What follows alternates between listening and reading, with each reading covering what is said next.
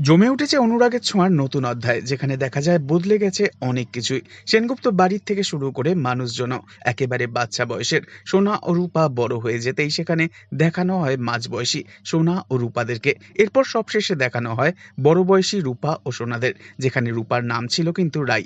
এভাবেই গল্প এগিয়েছে অনেকটাই, কিন্তু আচমকা দেখা যায় হঠাৎ করে ২ বছর পর, ৫ বছর পর, এমনকি ১০ বছর পর এভাবে আর গল্প এগোনো সম্ভব হচ্ছে না। তাই গল্প একেবারে এগিয়ে গেল এক যুগ।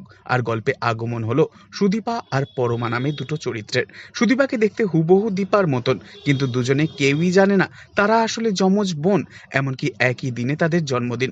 তবে গল্পের শুরুতেই বিশাল বড় প্রেমে ধাক্কা খায় পরমা, আর শুরু হয় ভুল বোঝাবুঝি। আর সেখান থেকে রাগের বশে বিয়ে করার মতন ভুল সিদ্ধান্ত নেয় পরমা, আর তারপর থেকেই সমস্যার শুরু আদিত্য, পরমা আর সুদীপার জীবনে। সবকিছু ওলটপালট হয়ে গেলেও এখনো কিন্তু বেঁচে রয়েছে তাদের শত্রুরা, কুমারের বংশধর কুন্তলা, যে এখনো বেঁচে আছে।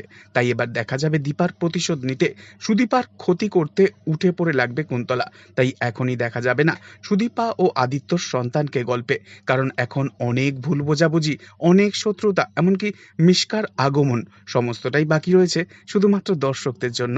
তাই এখনই শেষ হওয়ার নয়, অনুরাগের ছোঁয়া। সেই কারণেই তো আমাদের বংস্টার সন্দীপ নাম রেখেছে একে জমেরও অরুচির ছোঁয়া। তো বন্ধুরা, আপনাদের কাদের কাদের এখনো মনে রয়েছে লাবণ্য সেনগুপ্ত, সূর্য, এদের কথা? অবশ্যই কমেন্টে জানাবেন। আর নেক্সট আপডেটের জন্য সাবস্ক্রাইব করতে ভুলবেন না যেন। ধন্যবাদ।